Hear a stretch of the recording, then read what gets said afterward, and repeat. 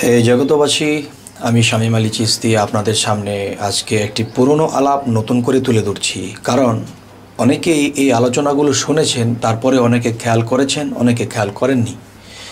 তো এই বিষয়ে আজকে সেই আলাপটি তুলে ধরব। কিন্তু এই সকল জগৎবাসী যারা আছে তারা অনেকে তরিকতের জগৎ পছন্দ করেন, আবার কেউ পছন্দ করেন না। তবে যে পছন্দ করেন না সে অবশ্যই জানেন না হযরত মুহাম্মদ সাল্লাল্লাহু আলাইহি ওয়াসাল্লামের কাছে যে কোরআনটি নাজিল হয়েছে সেই কোরআনটির দিকে অবশ্যই মানুষে লক্ষ্য করে এবং পড়ে, কিন্তু বিশেষ বিশেষ কিছু বিষয় আছে সেই জিনিসগুলো লক্ষ্য করে না।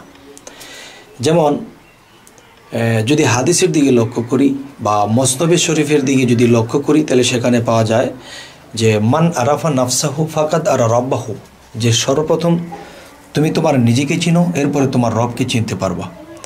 এখন সর্বপ্রথম আমি আমাকে চিনব, এরপর আমি আমার রবকে চিনব। দেখা যায় এই জগতে অনেক কিছুই জেনেছি, কিন্তু আমি আমাকেই চিনিনি। তো আমি যখন আমাকেই চিনতে পারিনি, তখন আমার রবকে চেনা হবে না। হে জগতবাসী, এই দিকে কেউ লক্ষ্য করেন না, কিন্তু বলে আল্লাহ হুকুম করেছেন রোজা রাখো, নামাজ পড়ো বা ইবাদত করো, জিকির করো, কিন্তু ওই কথাগুলো আমরা লক্ষ্য করি না যে মান আরাফা নাফসাহু ফাকাদ আরা রব্বাহু, যে সর্বপ্রথম তুমি তোমার নিজেকে চিনো, এরপরে তোমার রবকে তুমি চিনতে পারবা। কিন্তু এত কিছু চিনলাম জগতে, কিন্তু নিজেকেই চেনা হলো না। হে জগতবাসী, আজকের কথাগুলো যদি কেউ সিরিয়াসলি মন দিয়ে শোনেন, তো আশা করব যে আপনারা অবশ্যই একটা সুপথ পেয়ে যাবেন। কোরআনে যদি আমরা সূরা ফাতা লক্ষ্য করি, সেখানেও বলা হয়েছে যে হে রাসূল, আপনার হাতে যারা হাত দিল তাদেরকে বলে দিন তারা যেন আমি আল্লাহর হাতে হাত দিলেন, এবং তাদেরকে এটাও বলে দিন যে তাদের হাতের উপরে আমি আল্লাহর হাত আছে। এটা সূরা ফাতা 10 নম্বর আয়াত। এবং সূরা কাহফের মধ্যে যদি লক্ষ্য করি, সেখানেও আল্লাহ বলেছেন যে যারা আমার সুপথ প্রাপ্ত হয়নি এবং যারা আমার সুপথে আসেনি বা বিপদে আছে বা সুপথে নেই, সেই লোকগুলো তারা আমার মুর্শিদ পাবে না। যেমন এই পৃথিবীতে আমি নবী রাসূলকে প্রেরণ করেছিলাম, এখন আমি বেলায়েতের যুগে মুর্শিদ প্রেরণ করে থাকি। তাহলে সেই মুর্শিদের মাধ্যমে আমার রাসূল আছে, সেই মুর্শিদের মাধ্যমে আমি আল্লাহ আছি। কিন্তু এই কথাটা আমি সূরা কাহফের মধ্যে বলেছি, কিন্তু আমরা এই কথাটা লক্ষ্য করি না।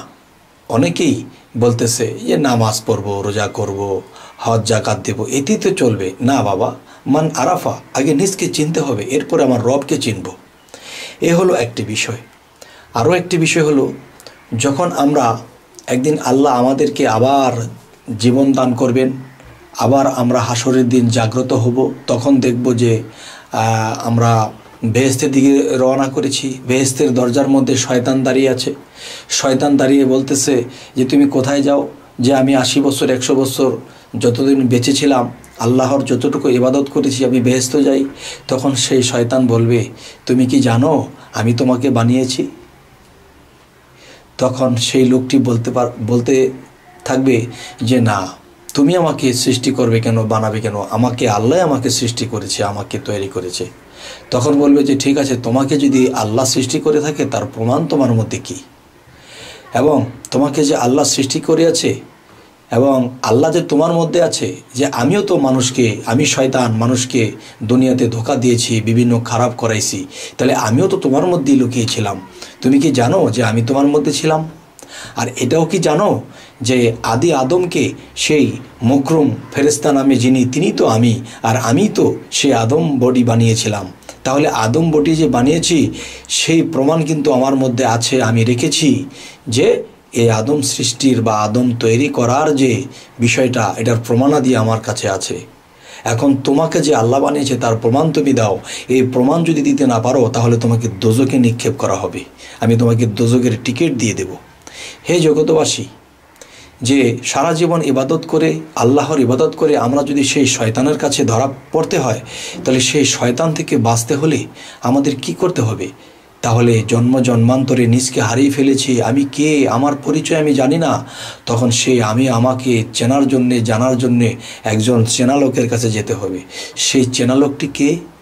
সেই চেনা লোকটি একসময় ছিলেন নবুয়াতির যুগে নবী রাসূল যারা ছিলেন, পয়গম্বর যারা ছিলেন, তারা আমাদেরকে পথ দেখিয়ে দিতেন, চিনিয়ে দিতেন বা আমার নিজের পরিচয়পত্র দিয়ে দিতেন। তখন আমরা মৃত্যুর পরে শয়তানের কাছে আটকা পড়তাম না। তবে এখন তো নবুয়ত খতম হয়ে গেছে, নবী তো আসবে না, এখন সেই পরিচয়পত্র কে দেবে? সে কে আমাকে এই পথ দেখাবে? সে একমাত্র মুর্শিদ। যে কাজী নজরুল ইসলাম কিন্তু গজলের মধ্যে কথা বলেছে, তাওহীদেরই মুর্শিদ আমার মোহাম্মদের নাম। তাহলে সেই মোহাম্মদ করতেছে মুর্শিদের মধ্যে আসল কাম। তাহলে আমরা না বুঝে অনেক ভুলে আছি, অনেক ভুল পথে চলছি। হে জগতবাসী, তাহলে আমাদের এই পৃথিবীতে আল্লাহ প্রেরণ করেছেন যে আমরা যদি আমার নিজেদেরকে চিনতে পারি তাহলে আমার আল্লাহকে চিনতে পারবো, আমার রবকে চিনতে পারবো। তাহলে আমি কে? আমি আমাকে চিনি না, তাহলে সেই চেনা লোকের কাছে যেতে হবে। সেই চেনা লোকটি কে? সে একজন কামেল মুর্শিদ।